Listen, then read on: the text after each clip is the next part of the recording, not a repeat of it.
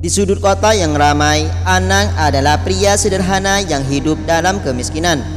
Dia tinggal di sebuah rumah kontrakan kecil di pinggiran kota. Hidupnya tidak mudah.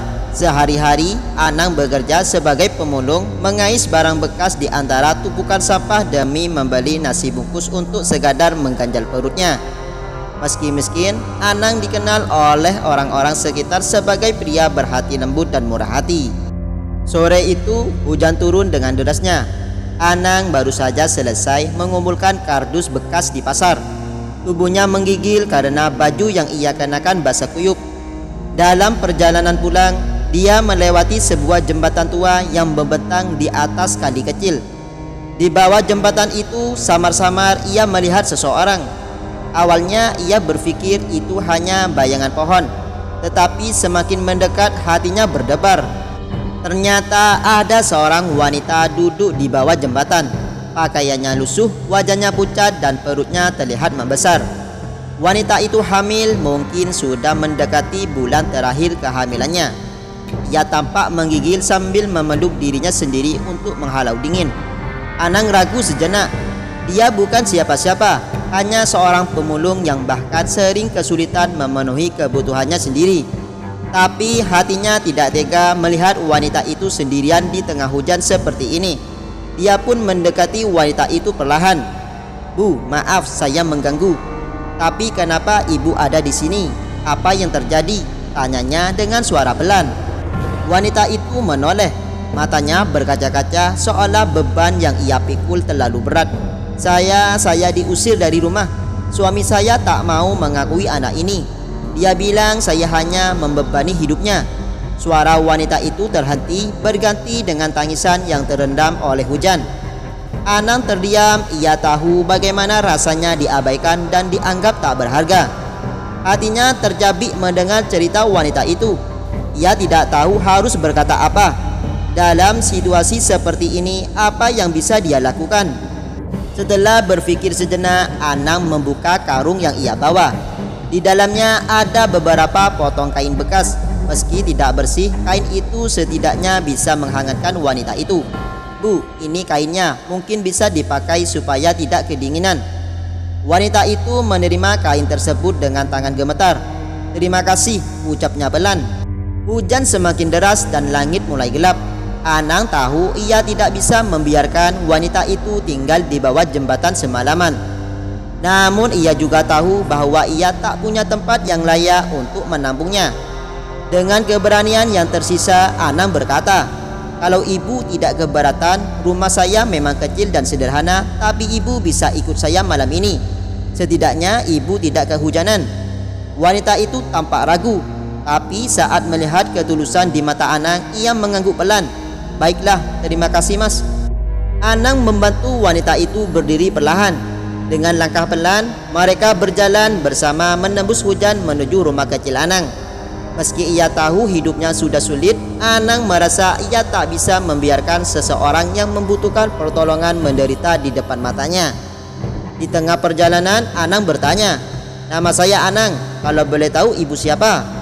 Wanita itu tersenyum lemah. "Nama saya Santi." Langkah kaki Anang dan Santi semakin berat karena hujan yang tak kunjung reda. Namun, Anang merasa ada sesuatu yang memberikan kekuatan padanya.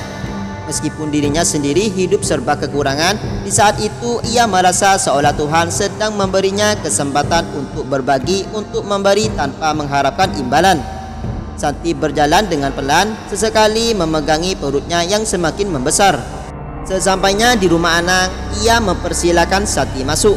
Rumah itu meskipun kecil dan sederhana memiliki atmosfer yang hangat dan bersahaja.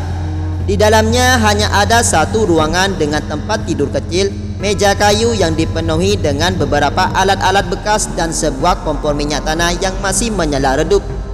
Anang menunjukkan tempat duduk di sudut ruangan. "Silakan duduk, Bu. Kalau ibu butuh sesuatu bilang saja. Saya tidak punya banyak, tapi kalau bisa membantu saya akan coba." Santi menatap Anang dengan mata penuh haru. Ia merasa terharu dengan kebaikan yang ditunjukkan Anang, karena selama ini ia tidak pernah merasakan kebaikan seperti ini, apalagi setelah semua yang terjadi dengan suaminya. Saya tidak tahu harus berkata apa, Mas Anang. Terima kasih banyak. Seumur hidup saya belum pernah ada yang membantu seperti ini, kata Santi, suaranya bergetar. Anang tersenyum ramah duduk di samping Santi. Saya juga tidak bisa membiarkan ibu sendirian di luar, Bu. Kalau saya di posisi ibu, mungkin saya juga akan merasa sangat kehilangan. Santi mengangguk, lalu menceritakan kisahnya. Ia adalah seorang wanita yang dulunya hidup bahagia bersama suaminya. Namun kebahagiaan itu hancur ketika suaminya mulai berubah. Ia tidak lagi peduli padanya dan anak yang ada dalam kandungannya. Bahkan suaminya tega mengusirnya hanya karena ia tidak mampu memberi lebih banyak uang untuk keluarga mereka. Santi merasa dihancurkan, namun ia tidak bisa berbuat apa-apa. Aku sudah berusaha bertahan, tapi kadang hidup memang tidak adil, Mas. Aku ingin anak ini tumbuh dengan baik meski aku harus melahirkan tanpa suami di sampingku. Anang mendengarkan dengan penuh perhatian. Hatinya semakin tergerak. Meskipun hidupnya penuh dengan kesulitan, ia merasa bahwa ada kekuatan yang menggerakkan hatinya untuk membantu Santi. Dia tahu bahwa dalam dunia ini kadang kebaikan datang dari tempat yang tak terduga dan ia ingin menjadi bagian dari perjalanan hidup Santi yang kini penuh dengan ketidakpastian. Jangan khawatir, Bu, ibu tidak sendirian sekarang. Saya mungkin tidak bisa memberi banyak, tapi saya akan bantu semampu saya. Kita akan hadapi ini bersama-sama, kata Anang dengan penuh keyakinan. Malam itu Anang dan Santi berbicara lebih banyak. Meskipun tidak ada banyak yang bisa Anang tawarkan, kehadiran dan kata-katanya memberi sedikit harapan bagi Santi yang selama ini merasa terbuang. Mereka berdua terlelap dalam keheningan, namun hati Anang terasa lebih tenang. Ia merasa bahwa meskipun hidupnya miskin, ia telah melakukan hal yang benar, memberikan sedikit harapan kepada seseorang yang sangat membutuhkan. Keesokan paginya, setelah hujan reda, Anang memutuskan untuk mencari bantuan lebih lanjut. Dia menyadari bahwa ia tidak bisa mengatasi semua masalah Santi seorang diri. Dengan tekad baru, ia berniat menemui orang-orang yang mungkin bisa membantu, seperti lembaga sosial atau tetangga yang mungkin bisa memberi sumbangan kecil. Ia tahu meskipun hidupnya penuh keterbatasan, ia tidak akan membiarkan Santi berjuang sendirian. Jangan khawatir, Bu, saya akan bantu cari solusi. Kita tidak akan menyerah, kata Anang dengan semangat. Santi mengangguk dan tersenyum, meski masih ada keraguan dalam hatinya. Namun di mata Anang, ia melihat secercah harapan yang selama ini hilang. Pagi itu, setelah beristirahat semalam, Anang bertekad untuk mencari solusi bagi Santi. Ia tahu hidupnya sendiri sangat terbatas, tapi ia tidak ingin menyerah begitu saja. Ada perasaan dalam dirinya yang mengatakan bahwa kebaikan itu punya cara untuk mengubah segalanya. Anang memulai harinya dengan langkah penuh semangat. Dia pergi ke pasar, bertemu dengan beberapa orang yang ia kenal dan menceritakan kisah Santi. Banyak yang terkejut mendengarnya karena mereka tahu betapa kerasnya hidup di kota ini. Namun mereka juga tahu bahwa kebaikan hati seseorang bisa membawa perubahan besar. Beberapa orang merasa tergerak untuk membantu. Seorang pedagang sayur menawarkan beberapa kebutuhan makanan untuk Santi. Seorang ibu-ibu yang tinggal dekat dengan Anang berjanji akan membantu dengan perlengkapan bayi, dan seorang tetangga yang bekerja di rumah sakit menawarkan untuk memeriksa kehamilan Santi secara gratis. Satu demi satu bantuan datang, meski kecil itu sangat berarti bagi mereka berdua. Santi yang awalnya merasa terasing dan sendirian, kini mulai merasakan kehangatan dari orang-orang di sekitar. Ia tak pernah menyangka bahwa setelah dihianati oleh suaminya, ia bisa mendapatkan bantuan dan kasih sayang dari orang-orang yang bahkan tidak dikenalnya.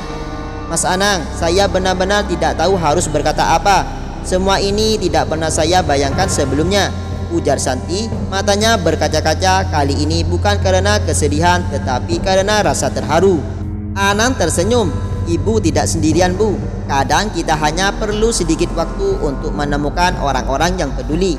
Dan saya percaya meski saya tidak kaya, kita bisa saling membantu. Hari demi hari keadaan Santi mulai membaik. Kesehatannya juga semakin stabil berkat pemeriksaan rutin yang dilakukan di rumah sakit. Perlahan ia mulai merencanakan masa depannya dengan anak yang akan segera lahir. Meski tak ada suami yang mendampinginya, ia tahu bahwa ada banyak orang baik di sekitarnya yang siap memberikan dukungan. Namun hidup tidak selalu semudah itu. Meskipun segala kebaikan yang datang membantu, sebuah kejutan datang dari suami Santi. Beberapa minggu setelah kejadian di bawah jembatan, suami Santi muncul lagi. Ia datang dengan alasan ingin bertanggung jawab dan meminta maaf atas perlakuannya. Ia mengaku bahwa setelah melihat keadaan Santi yang sudah berada di tempat yang aman, hatinya mulai tergerak untuk kembali. Santi terkejut dan merasa bingung. Ia tahu meskipun suaminya meminta maaf, tidak ada jaminan bahwa perubahan itu akan bertahan lama. Namun ia juga merasa kesal dan terluka. Kenapa sekarang setelah semua yang saya lalui sendirian, kamu baru datang? Tanyanya dengan suara berat. Anang yang mendengar percakapan itu dari luar rumah hanya bisa mengamati dari kejauhan. Ia tahu betul bahwa memaafkan bukanlah hal yang mudah, terutama setelah dikhianati. Namun ia juga percaya bahwa setiap orang berhak mendapatkan kesempatan kedua, asalkan mereka benar-benar berubah. Anang mendekat dan berkata dengan tenang, "Santi, keputusan ada di tanganmu. Tapi ingat, kita semua punya hak untuk memilih. Kamu tidak perlu memutuskan apa-apa sekarang. Fokuslah pada dirimu dan anak yang akan lahir. Segala keputusan harus datang dari hati yang tenang." Santi menatap Anang, kemudian melihat suaminya yang kini menunduk. Ia tahu ini adalah saat yang sangat sulit baginya, tetapi ia merasa lebih kuat sekarang. Selama ini Anang telah mengajarkan satu hal penting. Hidup ini tidak hanya soal berjuang sendiri, tetapi tentang saling mendukung dan memberi. Dengan berat hati, Santi berkata pada suaminya, "Aku akan memikirkan semuanya, tapi aku juga akan memikirkan masa depan anak kita. Terima kasih sudah datang untuk meminta maaf, tapi aku tidak bisa menjanjikan apa-apa." Suami Santi mengangguk, tahu bahwa dirinya harus membuktikan niat baiknya dengan lebih dari sekadar kata-kata. Santi merasa sedikit lega karena ia tidak lagi merasa terperangkap dalam ketidakpastian.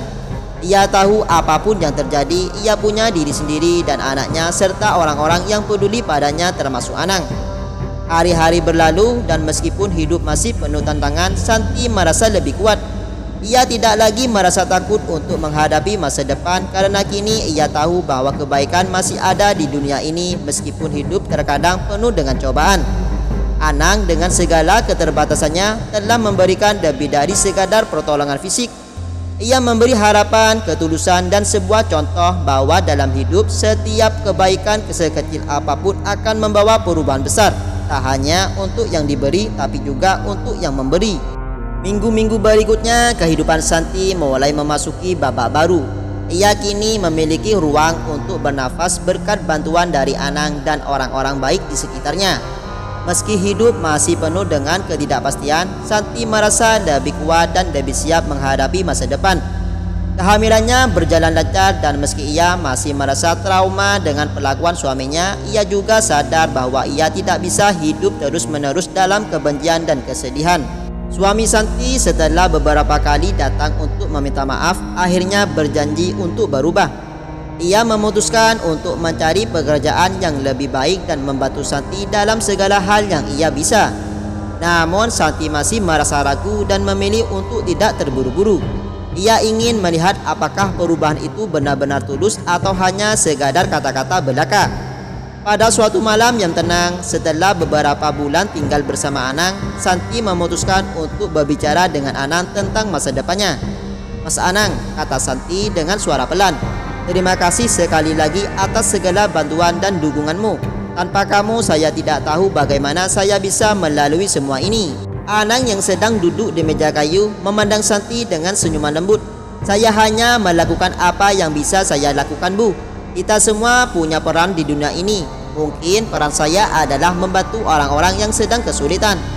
Santi mengangguk lalu melanjutkan, "Saya merasa meskipun ada begitu banyak kebaikan dari orang-orang di sekitar, saya juga perlu memikirkan masa depan. Saya ingin memberikan anak saya kehidupan yang lebih baik, tapi saya juga sadar saya harus bisa berdiri sendiri." Anang mendengarkan dengan penuh perhatian. "Itulah yang terpenting, Bu. Kita harus bisa mandiri dan tahu apa yang terbaik untuk diri kita sendiri dan anak kita. Saya yakin kamu bisa melakukannya." Santi menghela nafas panjang. Mas Anang, meskipun saya tidak tahu apa yang akan terjadi di masa depan, saya merasa lebih kuat sekarang.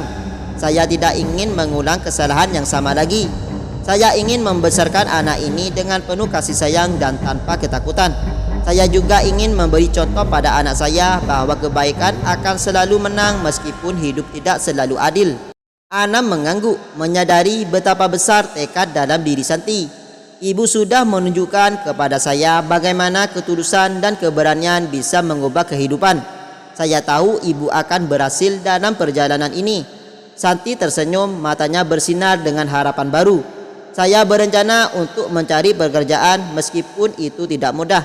Saya juga ingin kembali ke kampung halaman saya, tempat saya bisa memulai hidup baru dengan lebih tenang.